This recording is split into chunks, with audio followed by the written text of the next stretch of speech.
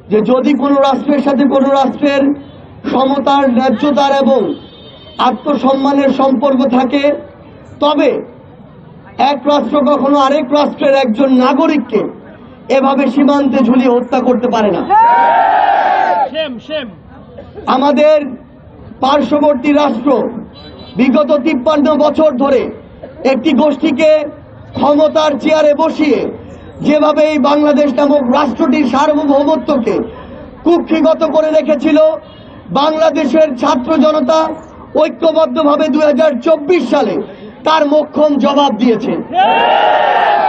বাংলাদেশের পক্ষ থেকে আমরা শুধুমাত্র আমাদের প্রতিবেশী রাষ্ট্র নয়, পৃথিবীর প্রত্যেকটি রাষ্ট্রকে একটি কথাই বলতে চাই, আজকের পর থেকে আমার বাংলাদেশের কোন নাগরিকের দিকে যদি কেউ এমন শকুনের দৃষ্টিতে তাকানোর চেষ্টা করে, তবে সেই দৃষ্টি উপড়ে ফেলার জন্য বাংলাদেশের ছাত্র জনতা যথেষ্ট।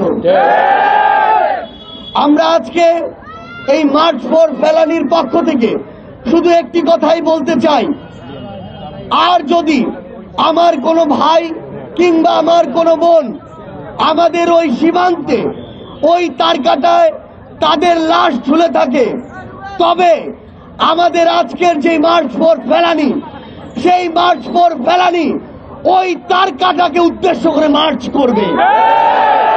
আর যদি আমাদের পরবর্তী ওই মার্চ তারকাটাকে উদ্দেশ্য করে হয়, তবে আমাদের এই লক্ষ্য তারকাটাকে ভেদ করে যতদূর দৃষ্টি যায় ততদূর যাবে।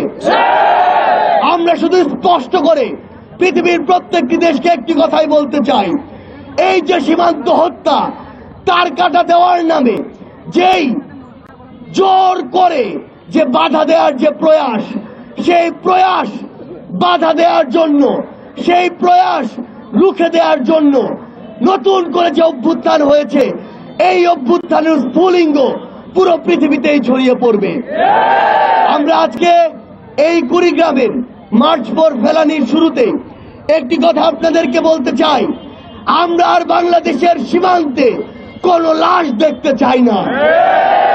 আমাদের বাংলাদেশের যত নাগরিককে ওই সীমান্তে লাশ করা হয়েছে, তাদের বিচার আন্তর্জাতিক ট্রাইব্যুনালে করতে হবে।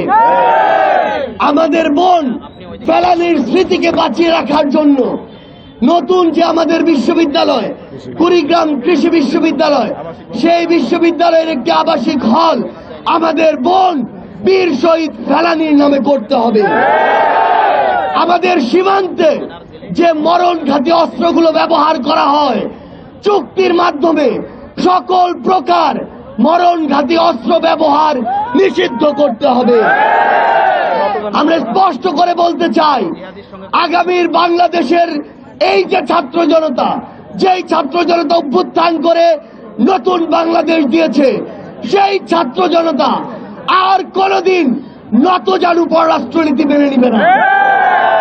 আমরা স্পষ্ট করে আগামীর তরুণ প্রজন্মের ছাত্র জনতার প্রতিনিধি হিসেবে বাংলাদেশের যারাই ক্ষমতাতে আসুক না কেন, তাদেরকে শুধু একটি কথাই বলতে চাই, ক্ষমতাকে আঁকড়ে ধরার জন্য আপনাদের মধ্যে কেউ যদি কোন দেশের কিংবা কোন গোষ্ঠীর দালাল হন, তবে আপনাদের পরিণতি ওই খুনি হাসিনার মতোই হবে। আজকে আমরা এই বাংলাদেশের উত্তরের যে প্রান্তিক জেলা কুড়িগ্রাম, এই কুড়িগ্রামের মানুষ বিভিন্ন সময় বিভিন্নভাবে অবহেলিত হয়ে এসেছে। আবার এই কুড়িগ্রামের মানুষকে শুধুমাত্র একটি তিস্তা প্রকল্পের কারণে প্রতি বছর হাজার হাজার কোটি টাকার ক্ষতির সম্মুখীন হতে হয়েছে। গোপালগঞ্জের মতো একটি জেলায় প্রতি বছর যেই বাজেট গিয়েছে, পুরো রংপুর বিভাগে সেই বাজেট আসেনি।